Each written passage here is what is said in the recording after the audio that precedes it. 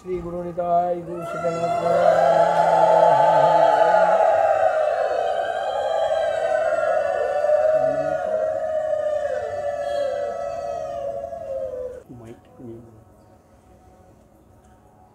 নারায়ণং নমস্কৃত্য নরং চৈব নরোত্তমং দেবীং সরস্বতীং ব্যাসং ততো জয়োমুদীরয়ে।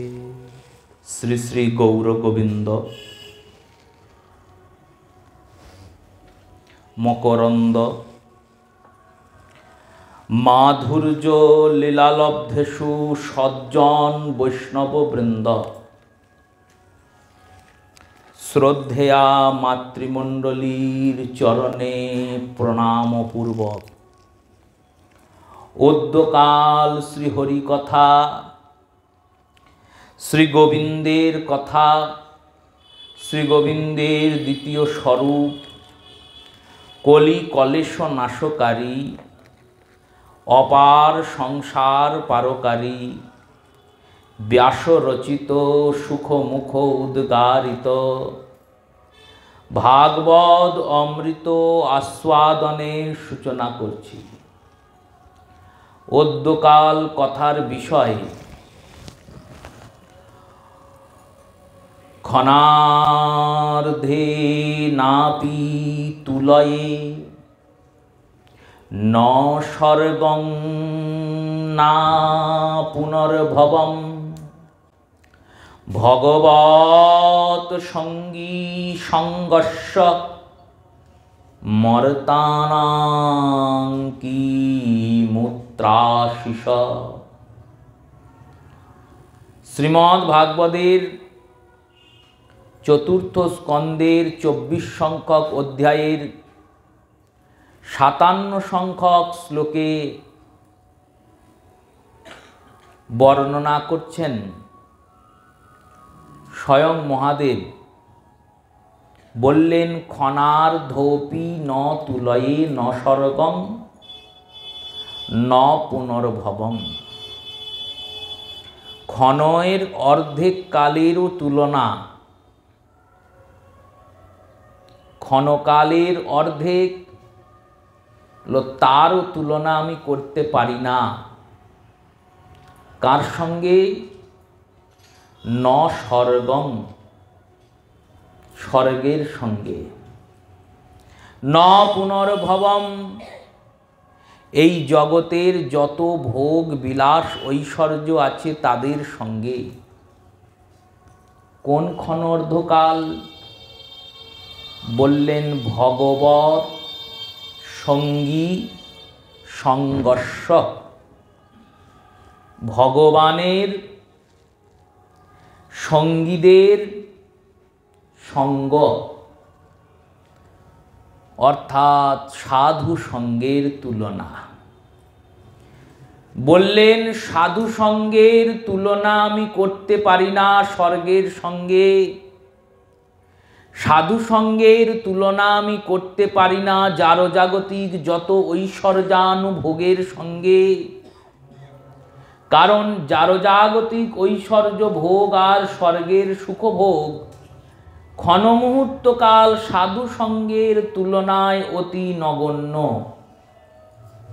ওই ক্ষণমুহূর্তকাল সাধু সঙ্গ ক্ষণার্ধন তুলয়ে, ক্ষণকালের অর্ধেক কাল যদি কেউ সাধু সঙ্গ করে তাহলেও সে স্বর্গসুখ ভোগ ও ঐশ্বর্য ভোগের থেকেও পরম উৎকর্ষ বস্তুর প্রাপ্তি করবে।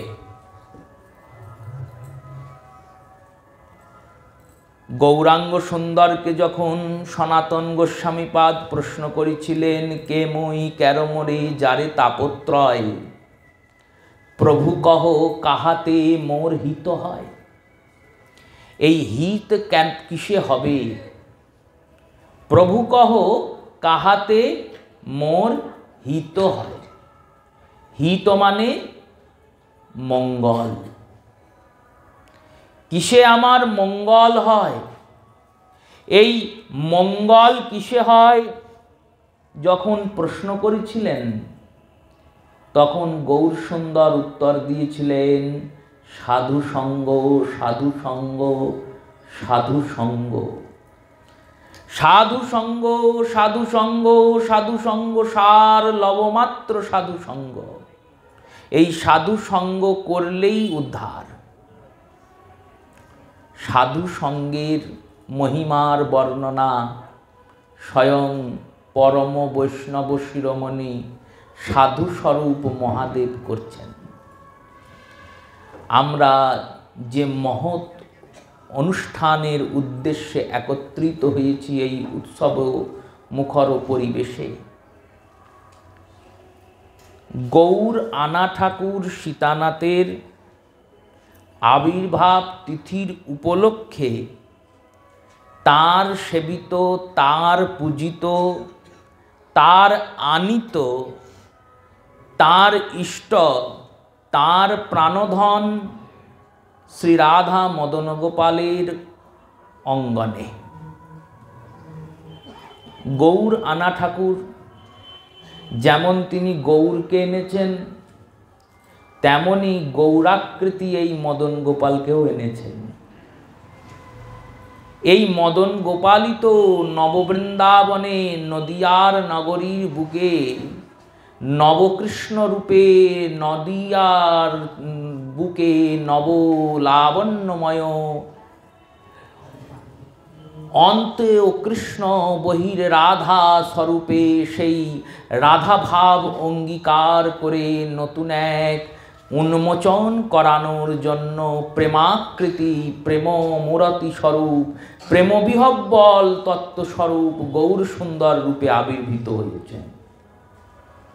যে মদন গোপাল রাধারানীর প্রেমসুধা পান করছেন, সেই প্রেমসুধার আস্বাদনকারী মদন গোপাল কৈছন রাধা প্রেমা, কৈছন মধুরিমা, কৈছন সুকতিহ ভোর, এ তিন বাঞ্ছিত ধন ব্রজে না হইল পূরণ, না পাইয়া ভাবিয়েন ওর, তখন ভাবিয়া মনে শ্রীরাধার স্বরূপ বিনে এ বাঞ্ছা পূর্ণ কভু নয়, তাই রাধা ভাব কান্তি ধরি, রাধা প্রেমা গুরু করি, নদিয়াতে হইন উদয়।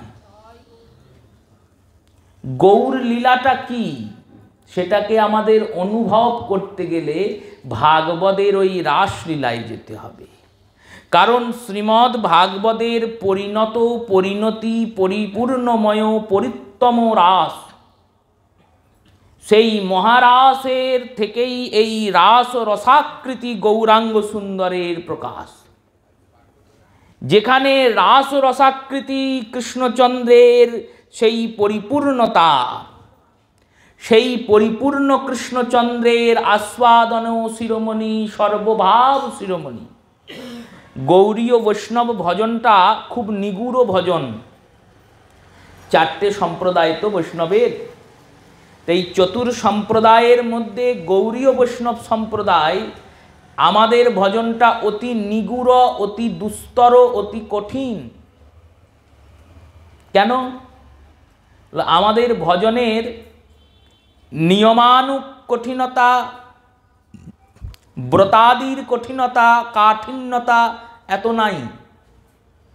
রামানুজাচার্যদের ভজনাদিতে দেখবেন ওদের নিয়ম খুব, কঠিনতা খুব। নিম্বার্কাচার্যদের দেখবেন ওদের মধ্যে ব্রতনিষ্ঠা, সন্ন্যাস নিষ্ঠা, তপনিষ্ঠা, ত্যাগনিষ্ঠা প্রচুর। আমাদের নাই তা নয়, আছে, কিন্তু অতটা কঠিন নয়। তাহলে কঠিন কি করে? আমরা তো মনে মনে ভাবি দিনের পর দিন শুকিয়ে থাকলেই ভজন হয়ে যায়। একাদশীর দিন যদি কেউ নির্জলা করি তাহলেই ভজন হয়ে গেল। ভজনটা কে করে? আপনার দেহ করে না মন করে? ভগবানের সঙ্গে আপনার সম্বন্ধটি যে জুড়বে, সেই জোড়ার মধ্যে ভজনের যে ভজনক্রিয়া, এই ভজনক্রিয়াটি কার দ্বারা সম্পাদিত হবে? দেহের দ্বারা না মনের দ্বারা? দেহের দ্বারা না হলেও হবে, মনটা আগে দরকার। মনটা করছে না বলে দেহকে করানো হচ্ছে। মূল কিন্তু মন। একাদশীর দিনে আমি অন্ন খেলাম না, ব্রত রক্ষা করলাম, নির্জলা থাকলাম, কিন্তু হরিস্মরণ এক সময়ও হলো না, তাহলে একাদশী কি পরিপূর্ণ হলো? চিন্তা করে দেখুন, ভেবে দেখুন, বুঝে দেখুন, অনুভব করে দেখুন। তাই মনের সঙ্গে মনোনাথ প্রাণনাথের সম্বন্ধ, এই মনোনাথ প্রাণনাথ মদন গোপাল, এই মদন গোপালের সম্বন্ধটা যে মনের সঙ্গে, এইবার শরীরের কাঠিন্যতা, শরীরকে কৃচ্ছ সাধন করানো, সেটা অবশ্যই কঠিন, কিন্তু মনকে কৃচ্ছ সাধন করানো আরও কঠিন। কারণ মন কৃচ্ছ সাধন করতে চাইবে না। মনকে আপনি ভগবত ভজনে যে প্রেরণ করবেন, অত সহজ নয় ভগবত ভজনে প্রেরণ করা। অন্যান্য সম্প্রদায়ের দেহকে ইন্দ্রিয় আদিদের বিভিন্ন প্রকারে ক্রূরাদির দ্বারা, নিষ্ঠুরাদির দ্বারা, ত্যাগাদির দ্বারা, কৃচ্ছ সাধনের দ্বারা দেহকে সংযমিত করা হয় মনকে সংযমিত করার জন্য। কিন্তু দেহ সংযমিত হয়েও, মন সংযমিত হয়েও তারা যে রসের আস্বাদন করার কথা কল্পনা করতে পারেন না। নিম্বার্কাচার্য সম্প্রদায়ের যারা আশ্রিত আদি, তাদেরকে নাগরিকভাবে গৌরাঙ্গ ভজন হবে, তাদের মাধুর্য রসের আস্বাদন হবে? চিন্তা করতে পারবে? পারবে না। যদি চিন্তা করে মনকে সেই স্থানে স্থির রাখতে পারবে? পারবে না। বাৎসল্য, সখ্য, দাস্য, এই ত্রিরসকে আস্বাদন করা অতি সহজ। কেন বলল? মন সহজেই বশীভূত হয়ে যায়। গোবিন্দ আমার সন্তান, গোবিন্দ আমার সখা, গোবিন্দ আমার প্রভু, এই চিন্তাটা করা অতটা কঠিন নয়। কিন্তু গোবিন্দ আমার প্রিয়তম, গোবিন্দ আমার প্রাণনাথ, গোবিন্দ আমার প্রাণেশ্বর, শুধু আমার নন, অনন্ত কোটি গোপীদের গোপীনাথ তিনি। এই যে মঞ্জুরি স্বরূপ ভজন, এই যে সখী স্বরূপ ভজন, এই যে গোপী স্বরূপ ভজন, এই যে মাধুর্য রসের আস্বাদন, এই আস্বাদন করতে গেলে অধিকারতা আর যোগ্যতা, এই দুই চাই। অধিকারীও চাই, যোগ্যতাও চাই। এই অধিকারত্ব আর যোগ্যতা দুইয়ের প্রদান করার জন্য গৌরসুন্দরের আবির্ভাব। তিনি দুই বস্তুকে একবারে অতি সহজ সাধ্য করে আমাদের মনের মধ্যে পুঁতে দিয়ে গেলেন। এই দুই বস্তুকে অতি সহজ সাধ্য, সহজ সাধ্য মানে সর্বজন পারবে, আবাল বৃদ্ধ বনিতা সবাই এই পথে যেতে পারবে, অন্য পথে পারবে না। সেই সহজ সাধ্য করার জন্য যে গৌরাঙ্গ সুন্দরের আগমন, তিনি তো এলেন, কিন্তু কখন এলেন? হলো যখন সীতানাথ ডাকলেন তখন এলেন।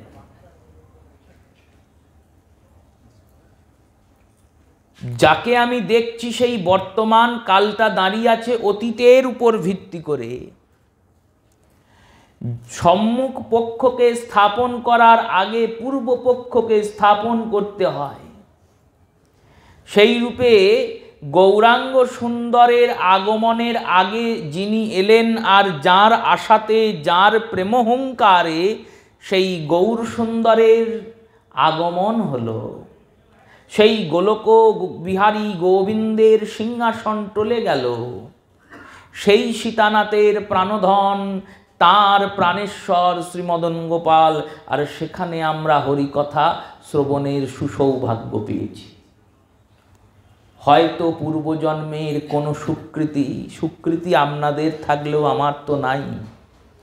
হয়তো গুরু কৃপা, সাধু কৃপা, মহৎ কৃপা, এ কৃপা ভিন্ন হওয়া নয়, কৃপা ভিন্ন হবার নয়। ধামে বাস, ধামে জন্ম, ধামে নিবাস, ধামের মধ্যে কোনো দিব্য শ্রীমন্দির শ্রীপাঠের সঙ্গে যুক্তিকরণ, এগুলি সামান্য ব্যাপার নয়। আমরা মনে মনে ভাবি সামান্য ব্যাপার, কিন্তু এগুলো সামান্য নয়। এটি অতি অতি কৃপা করে ভগবান যখন কৃপা করে কাউকে কাছে ডাকেন তখন এটা হয়, তখন এটা পাওয়া যায়, নচেত পাওয়া যায় না। নরোত্তম বললেন, দেখো শ্রীগৌর মণ্ডল ভূমি সেবা জানে চিন্তামণি, তার হয় ব্রজভূমে বাস। ব্রজে গিয়ে বাস করলেই তুমি বড় বৈষ্ণব হয়ে গেলে, সাধক হয়ে গেলে, ব্রজেশ্বরকে পেলে, তা কিন্তু নয়। আর গৌরমণ্ডলে থেকে তুমি ব্রজের চিন্তা করলে যে তোমার সাধনা হবে না, তাও নয়। শ্রী গৌর মণ্ডল ভূমি সেবে জানে চিন্তামণি, তার হয় ব্রজভূমে বাস। যিনি গৌরমণ্ডল ভূমিতে বাস করেন, তার ব্রজভূমির চিন্তা করেন, প্রকৃতার্থে ব্রজবাসী তিনিও। ব্রজবাসী মানে কি বললেন? ব্রজে যিনি বাস করেন তিনি যেমন ব্রজবাসী। যস্যাং বাসতি ব্রজে অতঃ ব্রজবাসিনাম, যিনি ব্রজে বাস করেন তিনি তো ব্রজবাসী বটেই। বহুব্রীহি করলে সমাসের নিয়ম অনুযায়ী ব্রজযস্য বাসং হৃদয় নিবাসতে অতঃ ব্রজবাসিনাম। ব্রজ যার হৃদয়ে বাস করে, যিনি ব্রজে বাস করেন তিনি তো ব্রজবাসী। আপনারা শান্তিপুরে বাস করছেন, আপনারা শান্তিপুরবাসী, সীতানাথের গণ। স্বয়ং সীতানাথ আপনাদের কৃপা করে এই ধামে নিয়ে এসে রেখেছেন, কিন্তু আপনারাই কি শান্তিপুরবাসী? না না, শুধু আপনারা নন। যদি কেউ শান্তিপুরের চিন্তা করে, সীতানাথের চিন্তা করে, তারাও শান্তিপুরবাসী। বৃন্দাবনে যে বাস করছে সে তো ব্রজবাসী বটেই। যিনি বৃন্দাবনে বাস করেন না অথচ ব্রজের চিন্তা করেন, তিনিও ব্রজবাসী, কারণ তার হৃদয়ে ব্রজ বাস করে,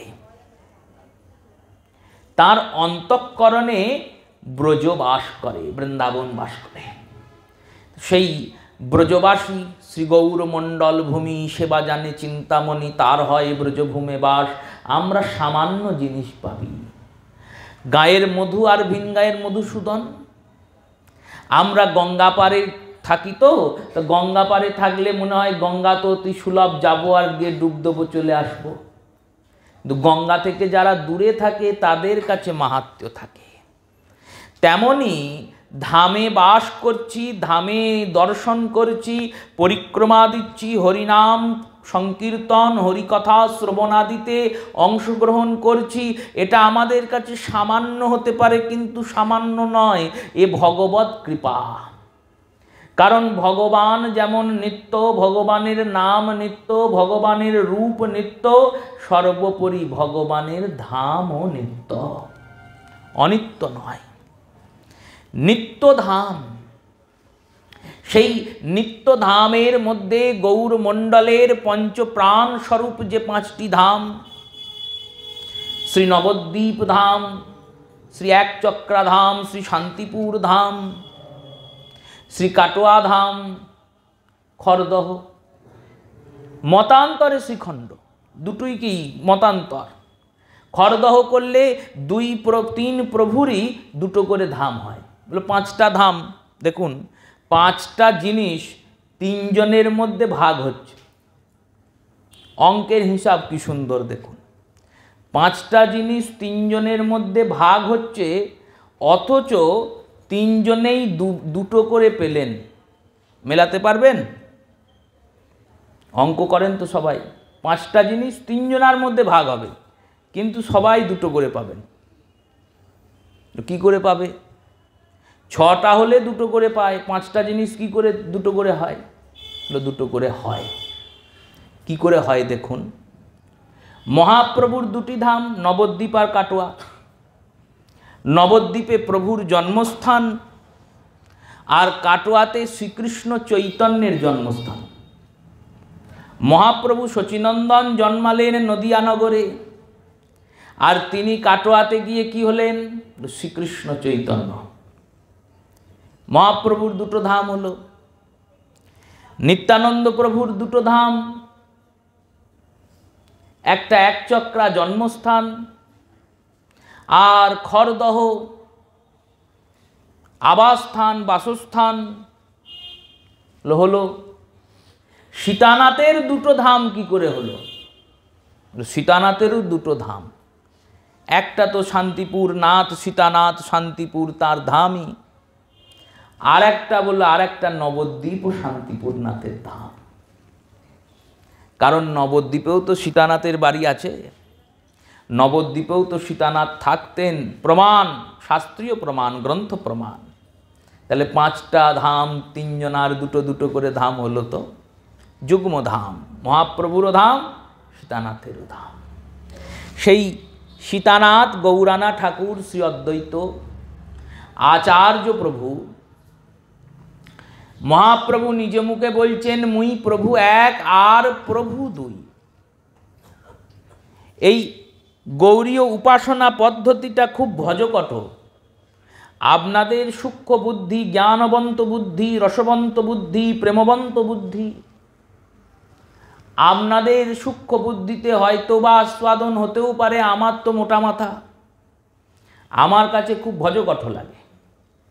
কেন বললো, দেখুন পঞ্চতত্ত্বের উপাসনা, কিন্তু পঞ্চতত্ত্বকে 5 জনকে প্রভু বলা যাবে না, 3 জনকে প্রভু বলতে হবে, 2 জনকে প্রভু বলা যাবে না, 5 জনার চরণে তুলসী পড়বে না, পড়বে না তো। আর এই খুঁটিনাটি বিচারের মধ্যে আমরা আবদ্ধ হয়ে যাচ্ছি। বিচার অবশ্যই আবদ্ধীকরণ, কিন্তু বিচারকে শাস্ত্রীয় সিদ্ধান্তে খণ্ডন মণ্ডন করে স্থাপন করতে হবে, আর স্থাপন হওয়ার পর সেটা শ্রদ্ধা চিত্তে গ্রহণ করতে হবে, আর সংশয় করলে হবে না। যে যত সংশয় করবে তার তত বিভ্রান্তির সৃষ্টি হবে। আপনি একটা ডাক্তার দেখালেন, তিনি রোগ নিরূপণ করলেন, ধরলেন, বললেন এই রোগ হয়েছে। এবার দেখানোর পরে চিন্তা করলেন সত্যি হয়েছে তো, তাহলে আর একটা ডাক্তার দেখায়। তার কাছে গেলেন, যাওয়ার পরে সব বললেন, তিনি বললেন আগে কোনো ডাক্তার দেখিয়েছেন? এবার আমরা সরলচিত্তে বলে দিই হ্যাঁ দেখিয়েছি। কাকে? না অমুক জনকে। কই প্রেসক্রিপশনটা দেখি। এবার প্রেসক্রিপশনটা দেখেন, দিয়ে দেখে ওই ডাক্তার 6টা ওষুধ লিখেছে, যদি 5টা লেখে তাহলে তো কমা ডাক্তার হয়ে যাবে। তাই ও 6টা লিখেছে, আমি আরও 2টো লিখে দিলাম। আমার মনের সংশয় আরও নাশ হলো না, চিন্তা করলাম তাহলে আর একটা ডাক্তারকে দেখাই। আর একটা ডাক্তার দেখাতে গেলাম, সে বললো আগে দেখিয়েছেন, বললো 2টো দেখিয়েছি। কই প্রেসক্রিপশনগুলো দেখি। এ 8টা লিখেছে, ও আরও 2টো 10টা। যত যত যত যত জায়গায় যাচ্ছি সংশয় বাড়ছে না কমছে? বাড়ছে তো। তাই সংশয় যখন মনে হবে তখন গুরুপাদ পদ্মের কাছে যাও। গুরুপাদ পদ্ম যেটা বলে দিলেন সেটা শ্রদ্ধা চিত্তে গ্রহণ করে নাও, এরপর আর বেশি ঘুরো না। যত ঘুরবে ওই পঞ্চতত্ত্বের বন্দনার শেষের মতো অবস্থা হবে, কপট খুঁটিনাটি ঘুচাইয়ে ভজাও শ্রীকৃষ্ণ চৈতন্য। কপটতা আর খুঁটিনাটির বিচারের মধ্যে পড়ে যাবে। এই 3 প্রভু কেন, আর ওনারা 2 জন ভক্ত কেন? বলেন এনারা 3 জন প্রভু এই কারণেই, এনারা 3 জন স্বয়ং ভগবান। শ্রীমদ্ ভাগবতে যখন নবযোগীন্দ্র সংবাদে নবম যোগীকে প্রশ্ন করেছেন নিমিরাজন যে কলিযুগে ভগবানের আবির্ভাব কেমন হবে, তখন যোগীবর উত্তর দিচ্ছেন কৃষ্ণবর্ণ তেষা কৃষ্ণম সাঙ্গপাঙ্গস্ত পার্শ্বদম। ওই সাঙ্গপাঙ্গস্ত পার্শ্বদম এই শ্লোকের টিকাতে শ্রী বিশ্বনাথ চক্রবর্তীপাদ তিনি বললেন সা অঙ্গ উপাঙ্গস্ত পার্শ্বদার বৃন্দম। সা অঙ্গ অঙ্গত ভূতস্ত তরিম প্রভু। সা অঙ্গ মানে বলল ভগবানের অঙ্গ, আর উপাঙ্গ মানে কি? অঙ্গের যেটা অঙ্গ সেটা উপাঙ্গ। আমার হাতটা অঙ্গ, আর আঙুলটা কি? বলল হাতের অঙ্গ, তাহলে হাতের অঙ্গ উপাঙ্গ, অঙ্গের অঙ্গ। সেই রূপে এই 3 প্রভু হচ্ছেন সা অঙ্গভূত, মানে 3 জনই এক আর একজনই 3, পৃথক নয়। আমাদের দৃষ্টি পৃথক, দৃষ্টিকোণ পৃথক, শ্রদ্ধা পৃথক, ভক্তি পৃথক, কিন্তু পৃথক নয়। তত্ত্ব তো এনারা তিনজনই এক, নিতাই গৌর সীতানাথ এনারা তিনে এক, একে তিন। প্রেমেরই করুণারই তরিতন্যময় পরিপূর্ণময় প্রেম করুণার তিন বিগ্রহ, প্রেমের বিগ্রহ করুণার বিগ্রহ। প্রেম আর করুণাকে মিশ্রিত করে তিন মূর্তি গড়েছে।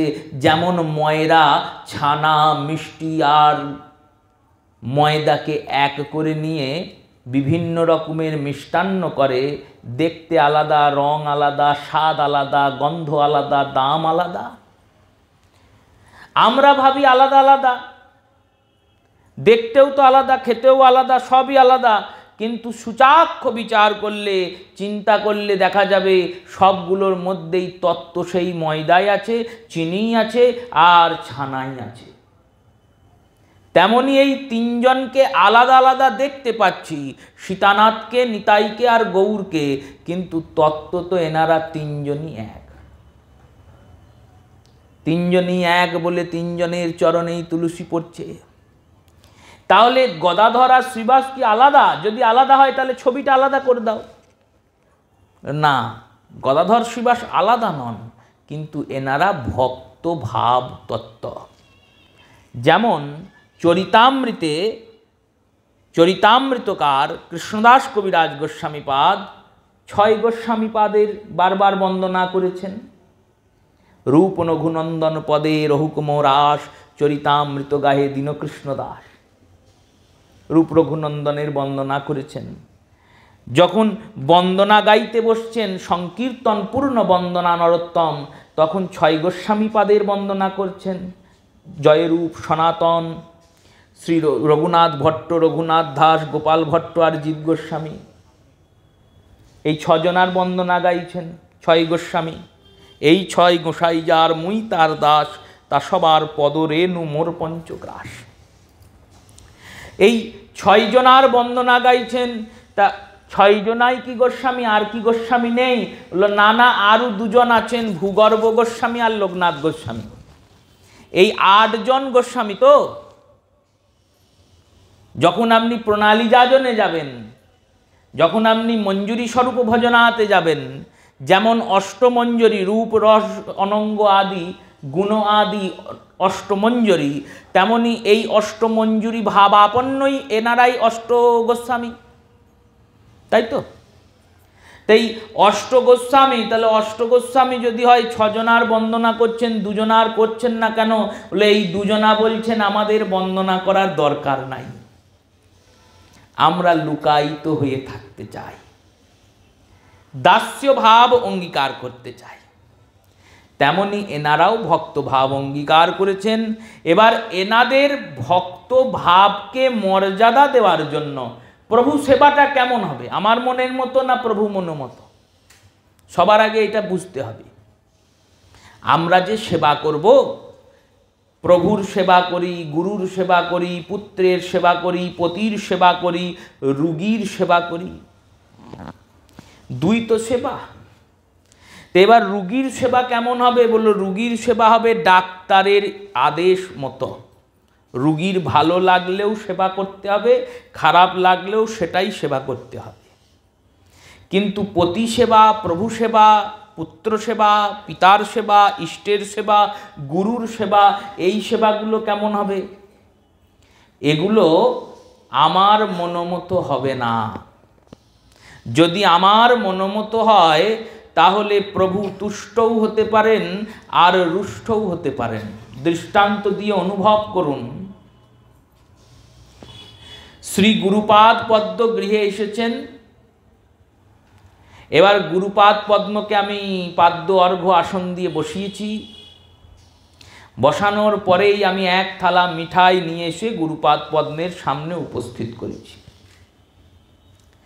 শ্রী গুরুপাদ পদ্ম বলছেন, দেখো আমার যা অবস্থা শরীরের, ডাক্তার বলেছে এত সুগার, একটা চিনির দানা খেলেও প্রচুর ক্ষতি, তো অতএব আমি এই মিষ্টিগুলো খেতে পারবো না। এবার আমার যদি সেখানে জ্ঞান ধ্যান ধারণা হয় যে যদি গুরুদেব না মিষ্টি খান তাহলে তো আমার কল্যাণ হবে না, কারণ গুরুদেব বাড়ি এসেছেন, একটা মিষ্টিও খেলেন না, একটু কিছু গ্রহণ করলেন না, তাহলে তো আমার অমঙ্গল হবে। অতএব গুরুদেবকে বারবার অনুরোধ করতে শুরু করলাম, হে গুরুদেব আপনি কৃপা করে এটা গ্রহণ করুন, কৃপা করে গ্রহণ করুন। গুরুদেব বাধ্য হয়ে অনুরোধ রাখতে ওটা গ্রহণ করলেন, আর গ্রহণ করার কিছুক্ষণের মধ্যেই অসুস্থ হয়ে পড়লেন। এবার ওটা আপনার সেবা হলো না সেবা অপরাধ হলো বাবা? অপরাধ হয়ে গেল। কেন? বললো আমার মনোমতো আমি সেবা করেছি, গুরুদেবের মন মতো হয় নাই। তাই প্রভু মনোমতো সেবা হবে। গদাধর শ্রীবাস বলেছেন তুলসী দেবেন আমাদের চরণে, তাই তাদের মন অনুযায়ী আমরা তুলসী দেবো না। কেন দেবো না, কী জন্যে দেবো না জানার প্রয়োজন নাই। আমার শ্রী গুরুদেব আমায় যেমন অর্চনা শেখাবেন আমি তেমন অর্চনা করব, তোমার গুরুদেব যেমন শেখাবে তুমি তেমন অর্চনা করবে। এই হচ্ছে ভজনের মূল ধারা, আনুগত্যতা। সেই সীতানাথ তিনে এক, একে তিন, তিন প্রভুর একত্রীকরণ, তিন প্রভুই এক তত্ত্ব। সেই একতত্ত্ব স্বরূপ অধীনেশ্বর শ্রী অদ্বৈত আচার্য প্রভুর আবির্ভাব তিথি ক্রমশ আগত প্রায়, খুব তাড়াতাড়ি চলে আসছে।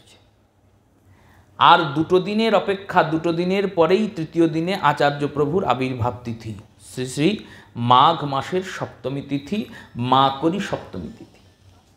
তদুপলক্ষে এখানে অনুষ্ঠান আদির আয়োজন হয়েছে। সেই অনুষ্ঠানে আমরা এসেছি সুদূর কাটোয়া থেকে হরিকথা করতে, মহাপ্রভুর সন্ন্যাসপীঠ থেকে। তো সেই স্থান থেকে আগমন হয়েছে। যে স্থানে এসেছি সেই স্থান মাহাত্ম্যটি কেমন, সেই স্থান উপলব্ধিটি কেমন, না অদ্বৈত প্রভু সেবিত মদন গোপালের চরণে বসে তার কথা তাকে শোনাতে এসেছি। এই যে মদন গোপালের সেবা, এই যে রাধা মদন গোপাল, এই রাধা মদন গোপালের যে প্রকট্য রসাস্বাদনের মূলমূর্তি কোথায়? শ্রীমদ্ ভাগবতের রাস। শ্রী সুখদেব গোস্বামী পাদ দশম স্কন্ধে পৌঁছিয়েছেন আর পরীক্ষিত রাজনকে শোনাচ্ছেন হরিকথা। আপনাদের এখানে অনেক স্থানেই যত্র যত্র সর্বত্র হরিকথার প্রচার আছে। মন্দিরে মন্দিরে হরিকথা, শ্রীপাঠে শ্রীপাঠে হরিকথার প্রচার আছে। তো সেইখানে নতুন করে কি শোনাবো? তাই ভেঙে চুরে যেটুকু গুরুপাদ পদ্ম কৃপা করবেন, যেটুকু সীতানাথ বল দেবেন সেটুকুই শোনাবো।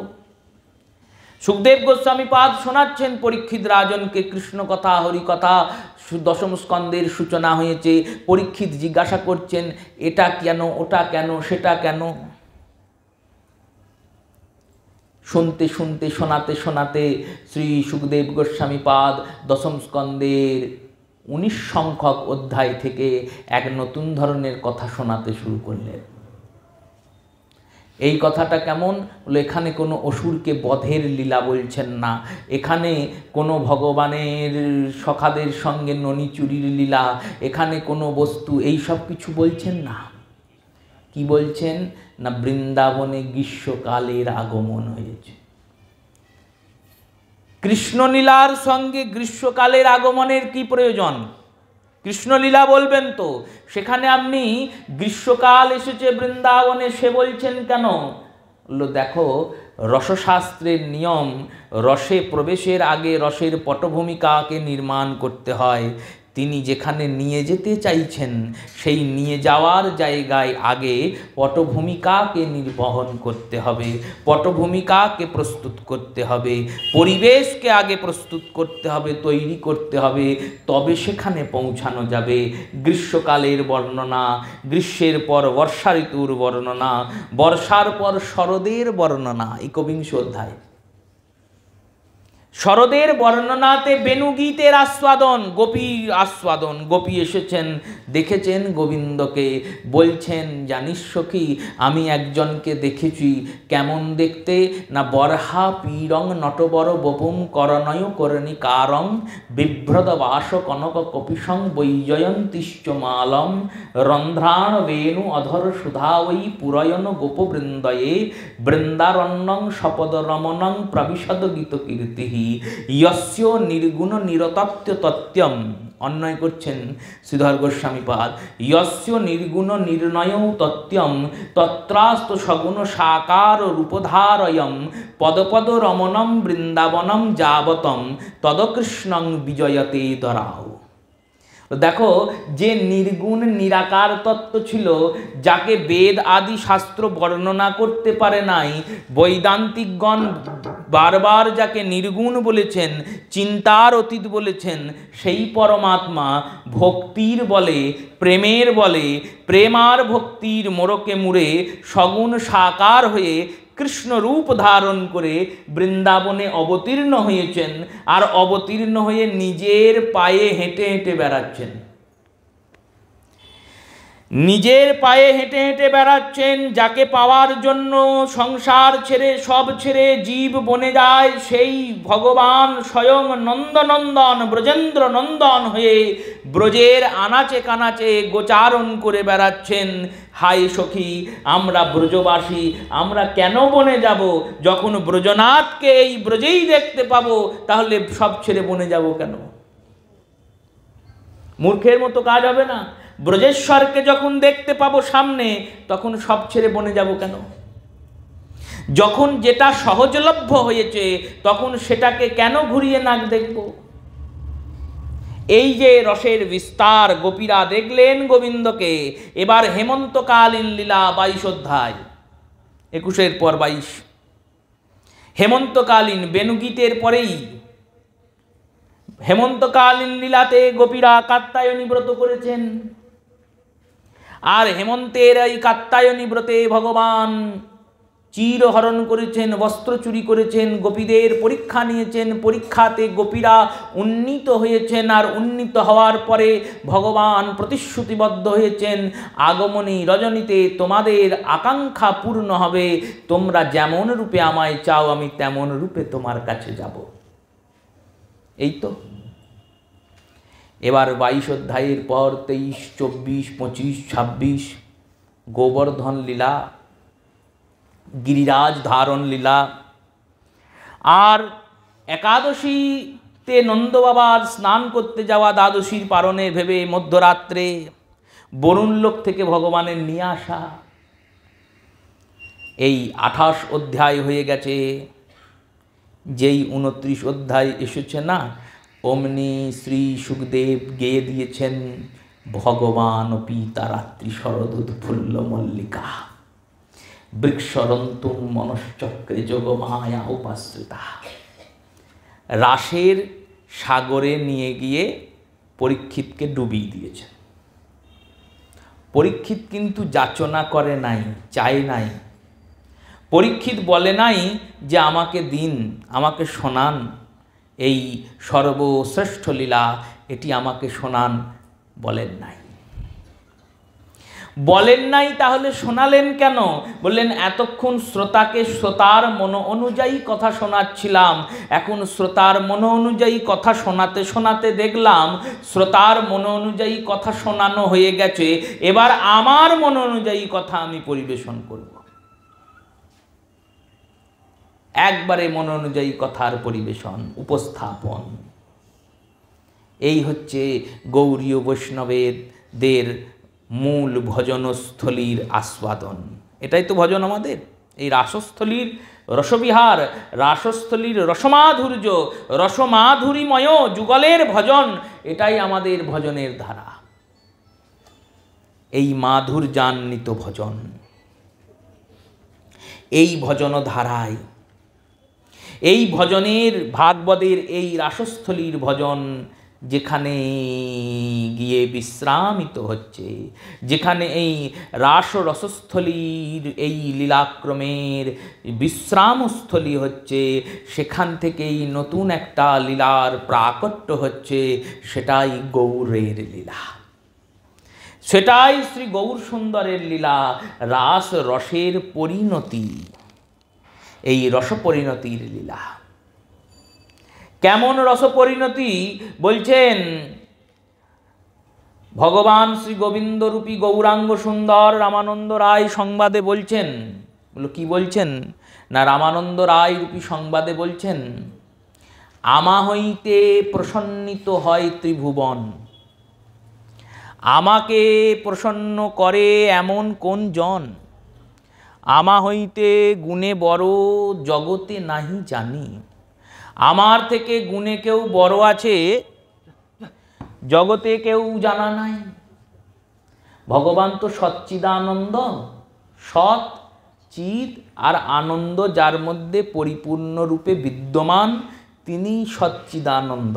বারবার বলি আমরা, শুনি আমরা, অনুধাবন করি না, বোঝার চেষ্টা করি না। সৎ শব্দের অর্থ সম্বোধন, সৎ শব্দের অর্থ কায়িক ক্রিয়ান্বিত জগৎ নির্মাণকারী শক্তি। সত্য শব্দের মধ্যেও এই সৎ ধাতুর প্রয়োগ আছে, তবে সত্য উৎপন্ন হয়েছে। চিদ শব্দের অর্থ চেতনা, পরিপূর্ণ চেতনা। আর আনন্দ, আনন্দ শব্দের অর্থ যাকে পেলে আর কিছু চায় না তার নাম আনন্দ। জীব আনন্দাংশ, তো আনন্দাংশ বলে আনন্দকেই চায়। যেটা যার অংশ সেটাকে চাইবে। জীব আনন্দাংশ, তাই আনন্দকেই চায়। এই আনন্দ কন্দ শ্রী গোবিন্দ। এই সচ্চিদানন্দময় গোবিন্দ তিনি বলছেন আমি তো সবাইকে আনন্দ দিই। তাহলে আমি যখন সবাইকে আনন্দ দিই, আমার তো চাওয়ার কিছু নাই, কারণ আমাকে পূরণ করার মতো ক্ষমতা জগতে কি কারুর আছে? এই রাসস্থলিতে যে গোপীরা নৃত্য করছেন, আর গোবিন্দ তাদের সঙ্গে সঙ্গে জুথে জুথ মিলাইয়া সর্বগোপীগণ মাঝে মাঝে নাচে আমার মদনমোহন। এই মদনমোহন যে নৃত্য করছেন, এই গোপীরা যে নৃত্য করছে, আমরা ভাবছি, আমরা শুনছি, আমাদের মনে অনুভব হয়তো হচ্ছে যে কোনো গোপী মানে কোনো নারী, আর মদনমোহন শব্দের অর্থ গোবিন্দ, এইটা অনুভব হচ্ছে। কিন্তু অনুভব হলেও এটা সত্য নয়। সত্যটা কেমন জানেন? কেমন সত্য না, মহাজনগণ দৃষ্টান্ত দিয়ে বলছেন একটা কাঁচের ঘর, যেখানে শুধু চারিদিকে কাঁচ আর আয়না আছে, আর সেই কাঁচ আর আয়নার ঘরের মধ্যে যদি একটা ছোট্ট বালক চলে যায়, তখন বালক গিয়ে কি দেখবে? চারিদিকেই নিজের প্রতিবিম্বই দেখতে পাবে, কারণ চারিদিকে আয়না আছে। তাই আয়নাতে চারিদিকে প্রতিবিম্ব দেখছে, আর ওই প্রতিবিম্ব দেখে প্রতিবিম্বদের সঙ্গে খেলা করছে, প্রতিবিম্বদের সঙ্গে নাচ করছে, প্রতিবিম্বদের সঙ্গে নাচ করে আনন্দিত হচ্ছে। এই আনন্দিত যে হচ্ছে, প্রতিবিম্বগুলিকে জড়িয়ে ধরছে, প্রতিবিম্বগুলিকে চুম্বন করছে। আচ্ছা, তাতে কি কোনো রকমভাবে রসতাৎপর্যতার, কোনো রকমভাবে ধর্মীয় ব্যাখ্যার, কোনো রকমভাবে ধর্মের হানি হচ্ছে? আপনারা তো বুদ্ধিমান আমার থেকে বেশি, বলুন হচ্ছে? হচ্ছে না তো কেন? প্রতিবিম্বটা তো তারই প্রতিবিম্ব। তাহলে জীবাত্মা কি? জীবাত্মা গোবিন্দের প্রতিবিম্ব। তাই সেই প্রতিবিম্ব স্বরূপ জীবাত্মার সঙ্গে পরমাত্মার যে মধুর মিলন, এই মধুর মিলনটাই মহারাজ পরিপূর্ণ মিলন। এখানে কোনো অপূর্ণতা নাই, মাধুর্য রসের মধ্যে কোনো স্থানে অপূর্ণতা নাই। তাই আর রসাসী মাধুর্যতে বসে, আকাশাদি গুণ এসে পৃথিবীতে মেশে। আকাশের গুণ বায়ুতে, বায়ুর গুণ তেজে, তেজের গুণ নীরে, নীরের গুণ পৃথিবীতে, সব গুণ পৃথিবীতে আছে। তাই পৃথিবীতে আছি বলে আমাদের মধ্যেও পঞ্চগুণ আছে। তেমনি ওই দাস্যের গুণ সখ্যতে, সখ্যের গুণ বাৎসল্যতে, শান্তের গুণ দাস্যে, দাস্যের গুণ সখ্যে, সখ্যের গুণ বাৎসল্যতায়, আর বাৎসল্যের গুণ নিয়ে বাৎসল্যতাও মাধুর্যে এসে মিশে গেছে। সেই মাধুর্য শিরোমণি লীলা, মহারাস লীলা। আমা হইতে আনন্দিত হয় ত্রিভুবন, আমাকে আনন্দ দেবে এমন কোন জন? এমন কি জগতে কেউ আছে যে আমাকে আনন্দ দিতে পারে? গোবিন্দ সবাইকে আনন্দ দেবেন। কৃষ্ণ কথা সবাইকে আনন্দ দেয়, কৃষ্ণ স্মরণ সবাইকে আনন্দ দেয়, কৃষ্ণের প্রাপ্তির উৎকণ্ঠা সবাইকে আনন্দ দেয়। আরে উৎকণ্ঠা তো অনেক দূরের কথা, কৃষ্ণকে না পাওয়ার বিরহও আনন্দ দেয়। বিরহ যেটা পাইনি, সেই না পাওয়াটাও আনন্দ দেয়। এই রকম সর্ব আনন্দ প্রদানকারী গোবিন্দ, তাকে আনন্দ কে দেবে? কেউ কি দিতে পারে? বললো পারে। কে পারে? বললো গোবিন্দই যদি আনন্দ স্বরূপা হয়ে রাধারানী রূপে প্রকট হন, তখন তিনি গোবিন্দকে আনন্দ দিতে পারেন। তাই আমা হইতে আনন্দিত হয় ত্রিভুবন, আমাকে আনন্দ দেবে এমন কোন জন, আমা থেকে গুণে বড় জগতে নাহি জানি, আমার হইতে গুণে বড় রাধা ঠাকুরানী।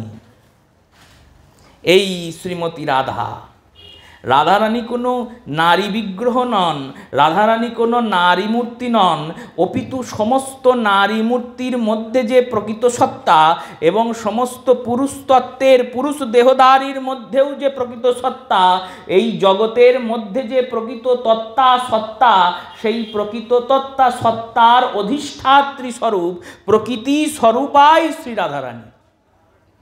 বেদ বর্ণিত পুরুষ তত্ত্ব গোবিন্দ, তন্ত্র বর্ণিত প্রকৃতি তত্ত্ব রাধারানী,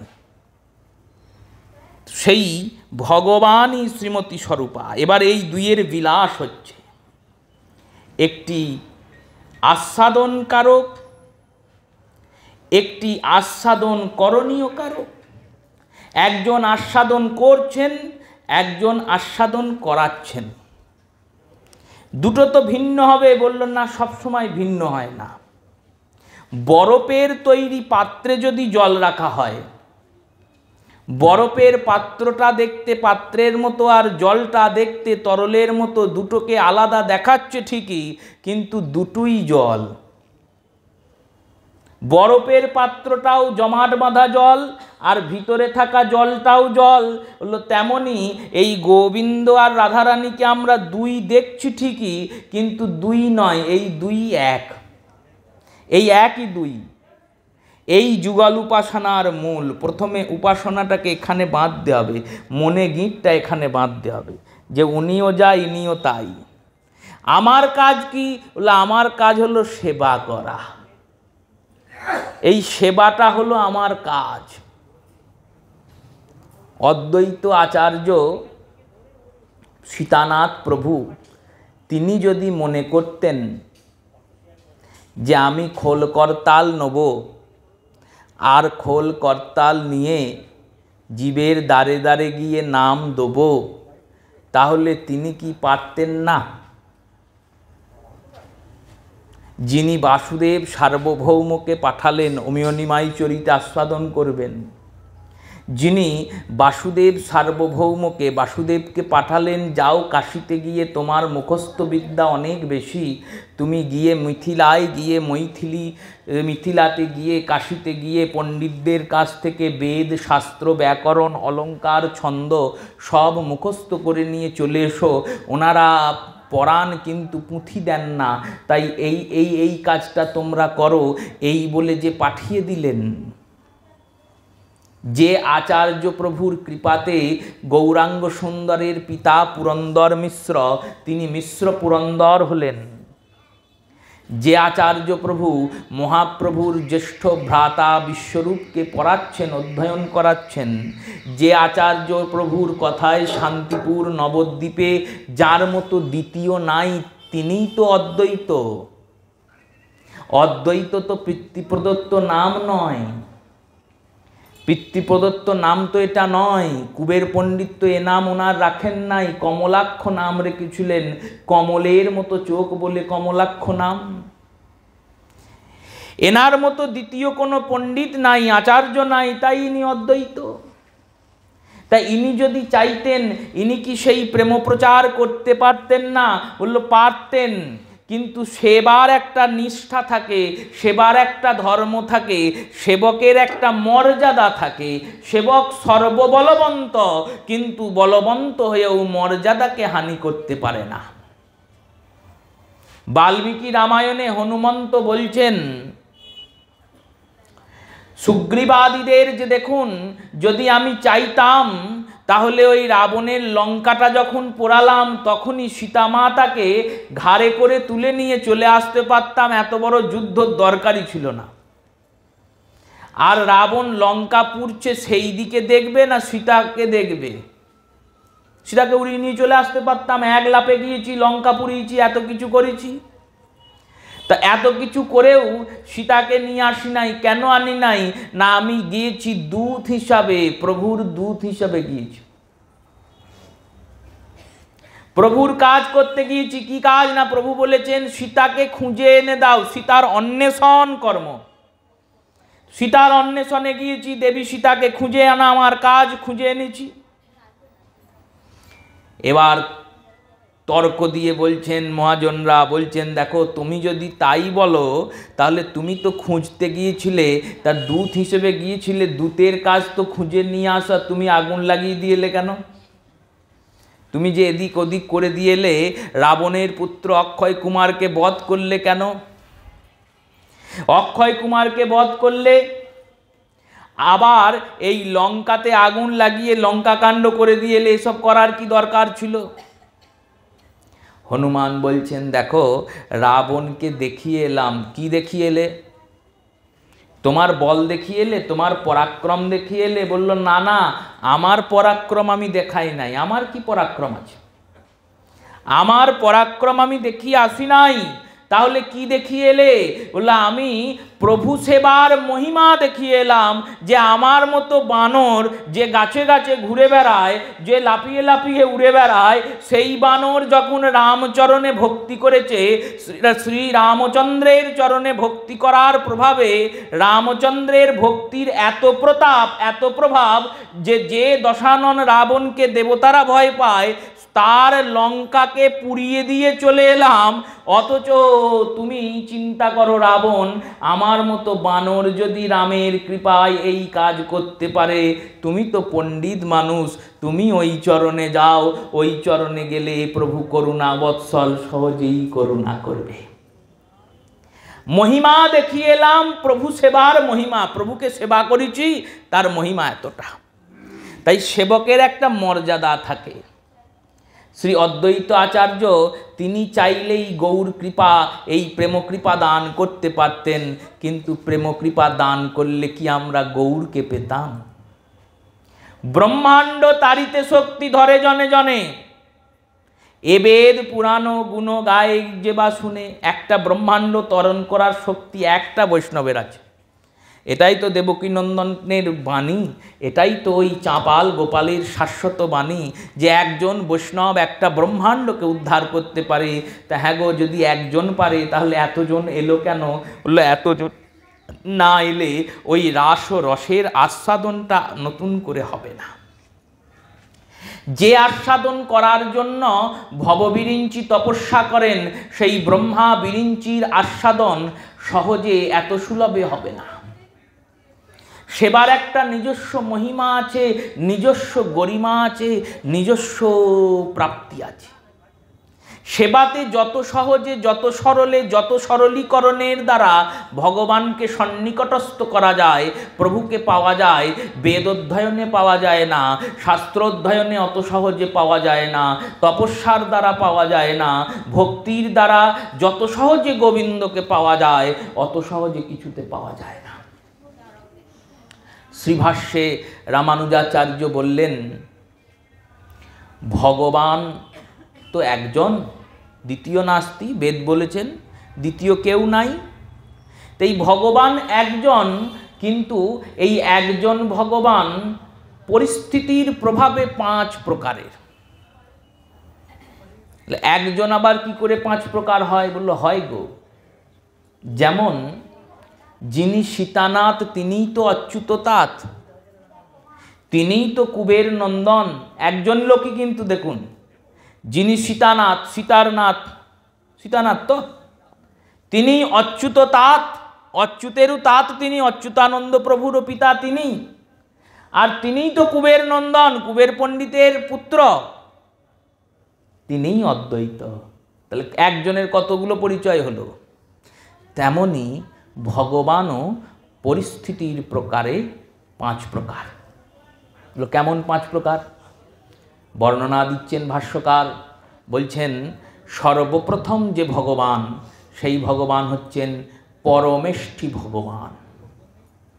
এই পরমেষ্ঠী ভগবানেরই নাম পরমাত্মা, এই পরমেষ্ঠী ভগবানেরই নাম ব্রহ্ম, এই পরমেষ্ঠী ভগবানের নাম বিশ্বব্যাপক সর্বতত্ত্বময় বিষ্ণু। পরমেষ্টি ভগবান। এই ভগবান কোথায় আছেন? বলল এই ভগবান যত্র তত্র সর্বত্র আছেন, সব জায়গায়, সমস্ত জায়গায় আছেন। তস্মাদ হরিরাজন সর্বত্র সর্বদা শ্রোতব্য কীর্তিতব্য স্মৃতব্য ভগবদ নাম। সেই সর্বত্র থাকা ভগবান হলেন ইনি পরমেষ্টি ভগবান। এই পরমেষ্টি ভগবান কেমন জানো? কেমন? বলল আকাশে যেমন মেঘ আছে তেমন। আকাশের মেঘকে দেখা যায় কিন্তু ছোঁয়া যায় না, দেখতে পাচ্ছি ছুঁতে পারবো না। এই পরমেষ্টি ভগবান আরেকটু সরলীকরণ হলেন, আরেকটু কাছে এলেন জগতের।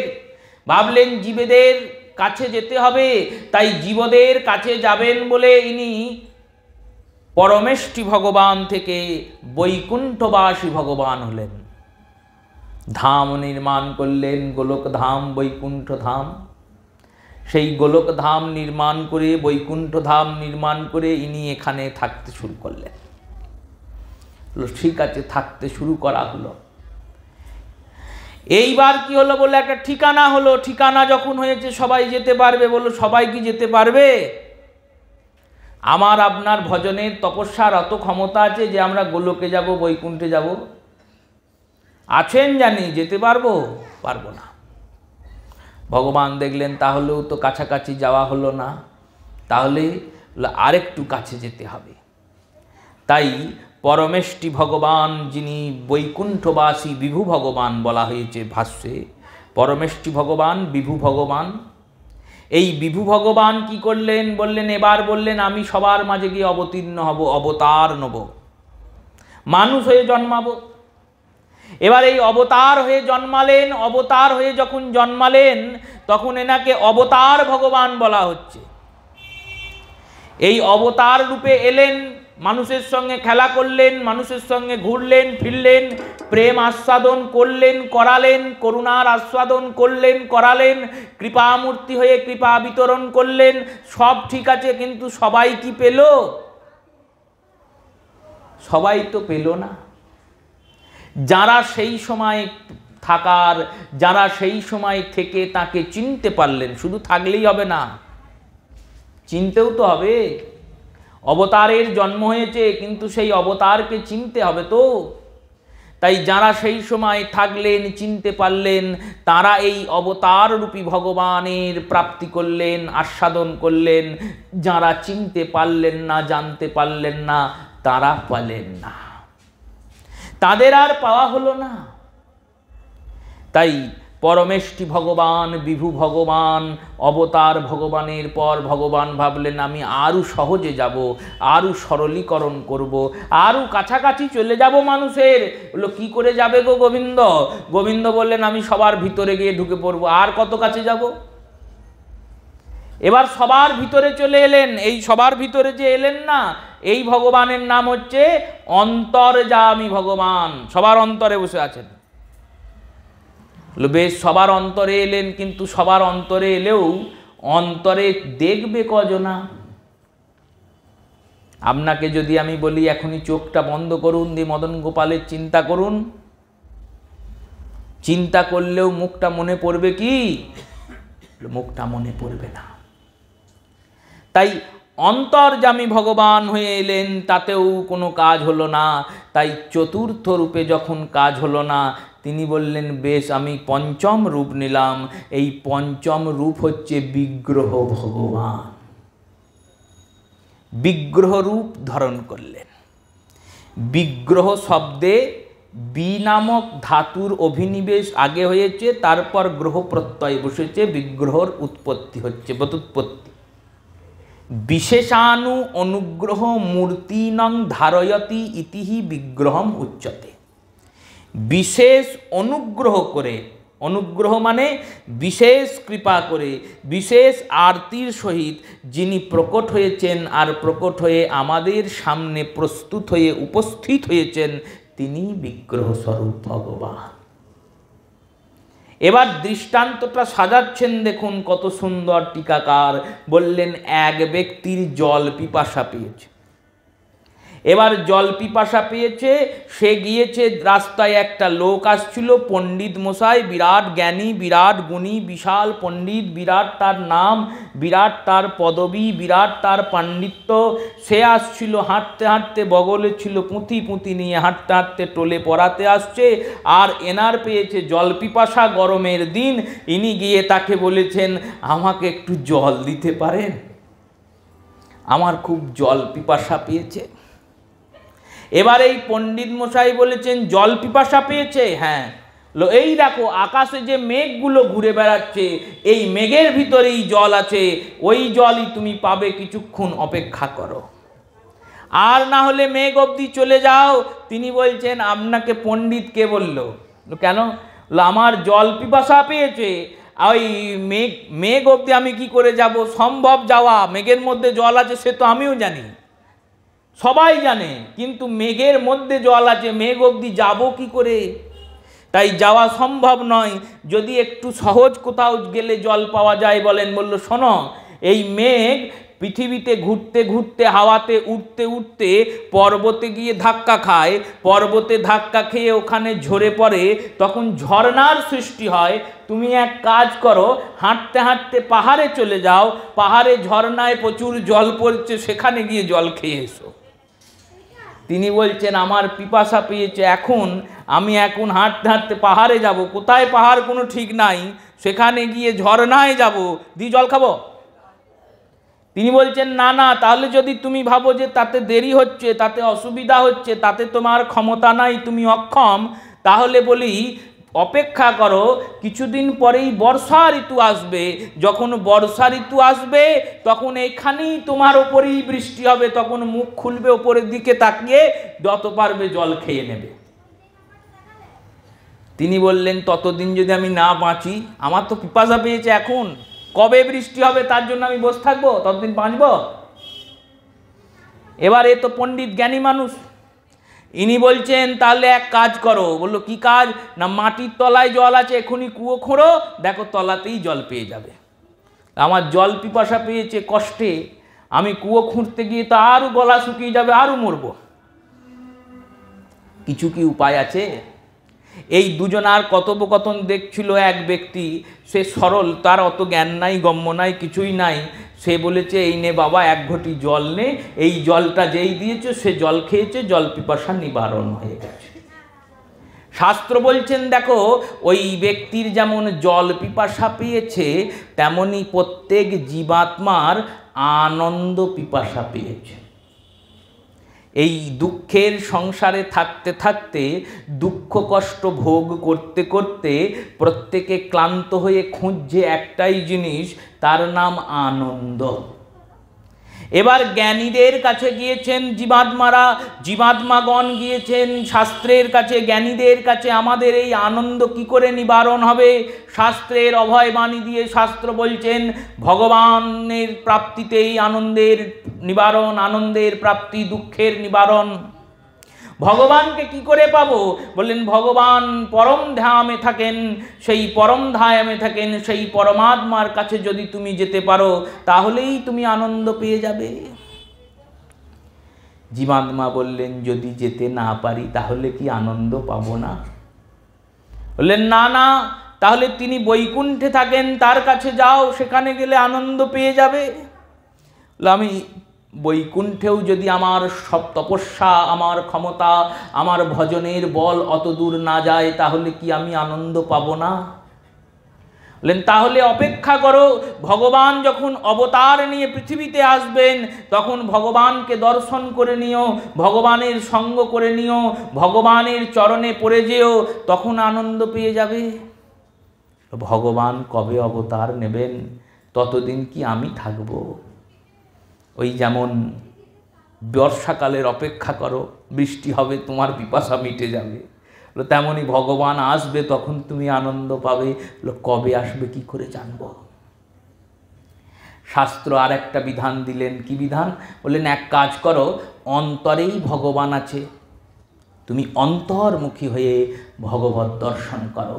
প্রভু যদি অন্তর্মুখী হতে পারতাম তাহলে তো আনন্দ পেয়েই যেতাম, অন্তর্মুখীটাই তো হতে পারি না, তাহলে কি আমাদের গতি হবে না?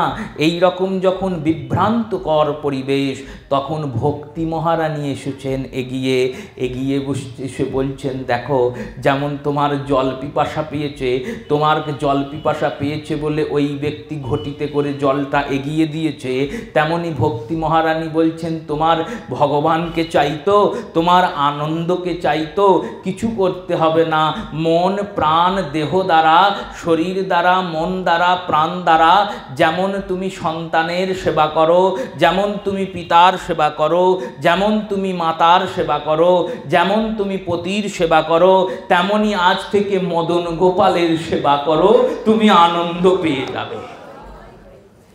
ইনি হলেন ঘটিতে রাখা গঙ্গার জল, তাড়াতাড়ি পাবো, সঙ্গে সঙ্গে তৎক্ষণাৎ প্রাপ্তি মিতি। শুধু মদন গোপাল মানে শুধু এখানে মদন গোপাল নয়, যে বিগ্রহের সেবা যে করছে, বিগ্রহ যদি না থাকে নাম বিগ্রহের সেবা করুন, নামও তো বিগ্রহ, শব্দময় বিগ্রহ নাম।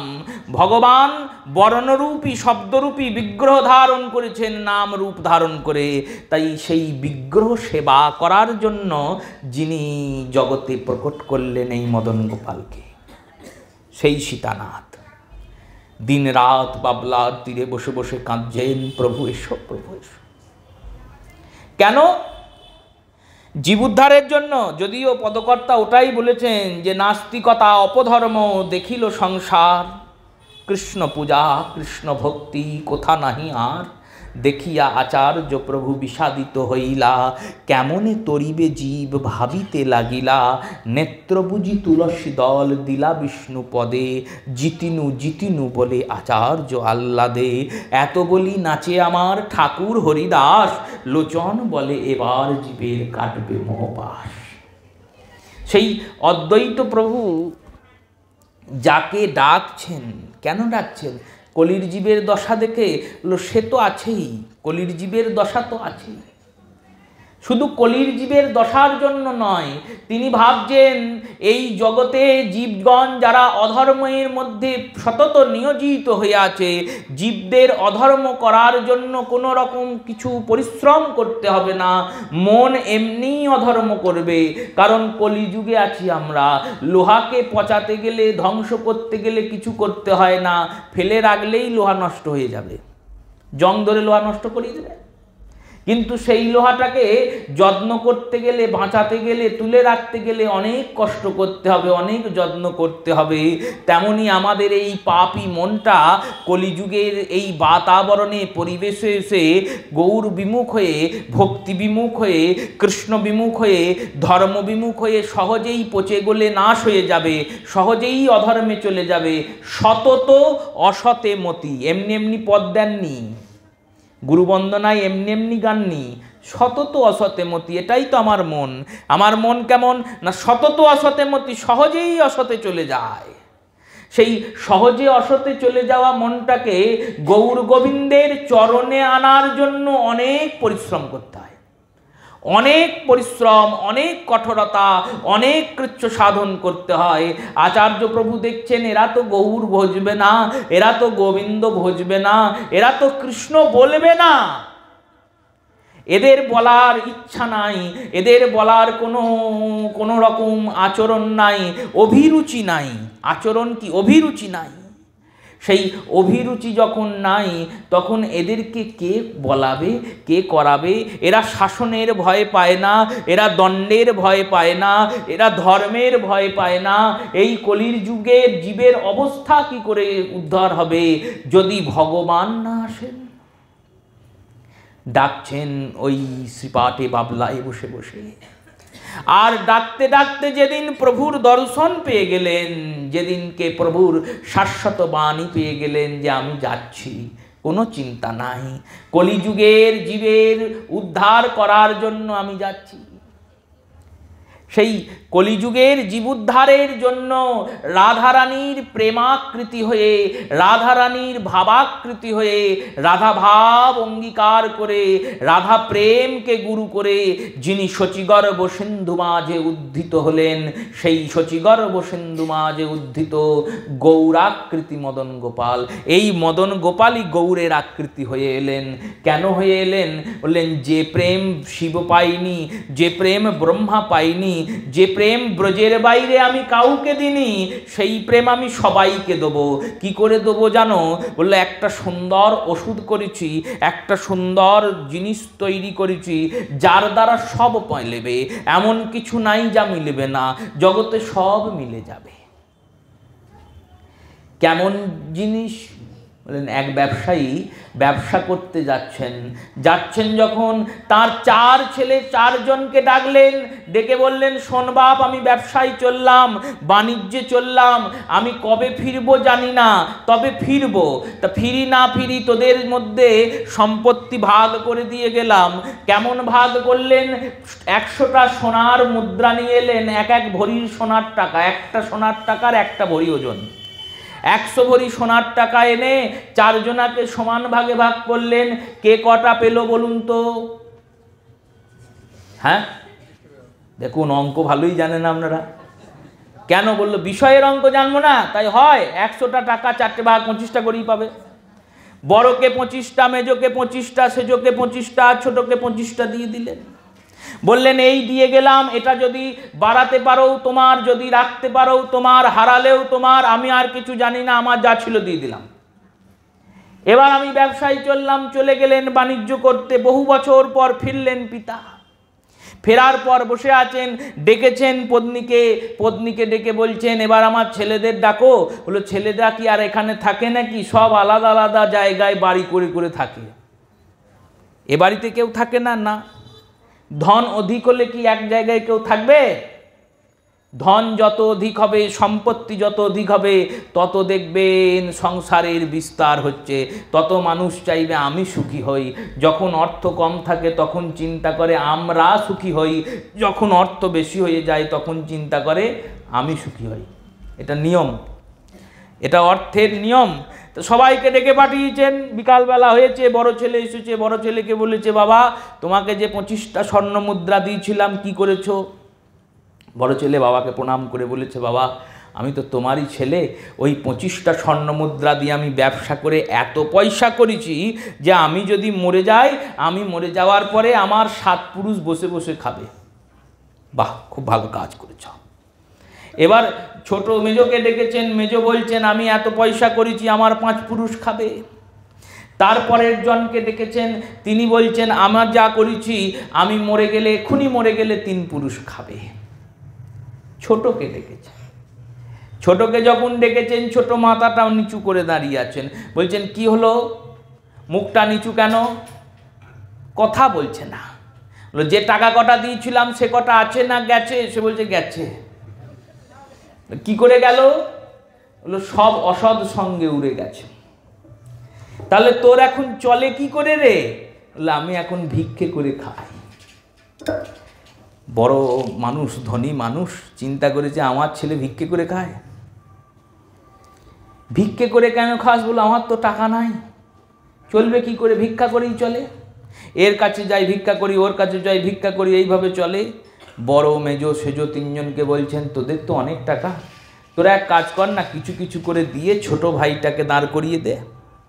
বড় মেজো আর সেজো বলছেন তুমি সবাইকে সমান দিয়েছিলে, আমরা আমাদের ভাগ্যের জোরে, কর্মের জোরে তাকে বাড়িয়েছি, আর ও ওর কর্মের দোষে সব হারিয়েছে। ওকে যদি আরও দিও আরও হারাবে, অতএব আমরা কিছু দিতে পারবো না। বড় মেজো সেজো চলে গিয়েছেন ঘর থেকে বেরিয়ে। ছোট দাঁড়িয়ে আছে, মুখটা চুন করে কাঁদছে। বাবা দেখছে ছোট ছেলে তো, ছেলেকে ডেকেছে, ডেকে বলছে শোন যা দিয়েছিলাম আর একটা জিনিস দেবো। কি জিনিস? না একটা পুঁটুলি বের করেছেন, পুঁটুলি থেকে একটা মণি বার করেছেন, মণি বার করে দিয়েছেন, বলেছেন এটা রেখে দে, এটাকে কিন্তু হারাবি না, এটাকে ফেলবি না, তাহলে এটাকে বিচবি না, তাহলে এটাকে যত্ন করে রাখবি। যত্ন করে রাখলে কি হবে? যত্ন করে রাখলে তোর আর অভাব হবে না। কেন? এটা পারসমণি, তোর যখনই অভাব হবে তখনই লোহাকে স্পর্শ করাবি, সঙ্গে সঙ্গে লোহা সোনা হয়ে যাবে, ওই সোনা বিক্রি করে খাবি, মণিটাকে বিক্রি করবি না। এই চারটে ছেলে কারা জানেন? এই চারটে ছেলে হলো সত্য, ত্রেতা, দাপর আর কলি। আর এই পিতা হচ্ছেন আমার গৌরাঙ্গ সুন্দর। এই চার যুগের সবাইকে তিনি সমান দিলেন। সত্য বৃদ্ধি করলো ধর্মের, দাপর আরেকটু কম করলো, ত্রেতাতে বৃদ্ধি হলো আরেকটু কম, দাপরে আরও কম, কলিতে আর ধর্মের বৃদ্ধি নাই, সব শেষ। কেন বললো? অসৎ সঙ্গে সব শেষ। কলিযুগের জীবের কিছু নাই। মুখ চুন করে মহাপ্রভুর চরণে দাঁড়িয়ে আছে। প্রভু বললেন, বেশ বেশ, যা দিয়েছিলাম সব হারিয়ে ফেলেছ, জীবনে সারা জীবন কিছু করলে না, কর্ম করলে না, ধর্ম করলে না, ভজন করলে না, জপ করলে না, কিছু করলে না, এখন শেষকালে এসেছো। কিন্তু জেনে রাখো, ইনি প্রেমাবতার, করুণার অবতার, অনর্পিত চরিঞ্চিরাত করুণাবতীর্ণ কলৌ। সেই করুণাকারী গৌরাঙ্গ সুন্দর কলিযুগের জীবের হাতে একটা মণি দিয়ে গেলেন। মণিটার নাম নাম চিন্তামণি। এই নাম চিন্তামণিকে ধরে রেখো। এই নাম চিন্তামণি তোমাকে প্রেম দেবে, এই নাম চিন্তামণি তোমাকে সুখ দেবে, এই নাম চিন্তামণি তোমাকে আনন্দ দেবে। আর যদি যত্ন করে ধরে রাখতে পারো, তাহলে এই নাম চিন্তামণি তোমায় মদন গোপালের চরণ দেবে। তাই সেই সীতানাথের আনাধন গৌরাঙ্গ সুন্দর, সেই সীতানাথের চরণে যাতে রতি হয়, মতি হয়। তিনি যাতে আমাদের প্রস্তুত করে, যেমন ফুলটা আমরা বাড়িতে চাষ করি, তুলি, সেটাকে তুলে মালা গাঁথি, মালা গাঁথলেও সেই মালা কিন্তু আমি মদন গোপালকে পরাতে পারবো না, ওটা পুরোহিতই পরাবেন। ওই মালাটা গেঁথে আমি পুরোহিতকে দিলাম, তিনি গিয়ে প্রভুর গলায় পরালেন। তেমনি আমরা আমাদের এই জীবনটা, আমরা আমাদের এই জীবনের ডোরটা, আমরা এই জীবন পুষ্পটা সীতানাথের চরণে দেব, আর সীতানাথ সেটাকে নিয়ে গৌর চরণে দিয়ে দেবেন। তাই সেই সীতানাথের চরণে যাতে রতি হয়, মতি হয়, মদন গোপালের চরণে রতিমতি হয়। সর্বশেষ নাম যাতে আমাদের কৃপা করে, যাতে আমরা নাম ও গুণ নামে মেতে থাকতে পারি, হরিনাম করতে করতে গৌর হরির চরণে যেতে পারি, এই রূপ অভিলাষ গৌরপাদ পদ্মে জানিয়ে প্রত্যেক শ্রোতা, মাতা, ভক্ত, বৈষ্ণব চরণে প্রণাম পূর্বক অদ্যকাল হরিকথা অবসর দিলাম। শ্রী গুরু প্রেমানন্দ সীতানাম হৃদয় গৌর হরি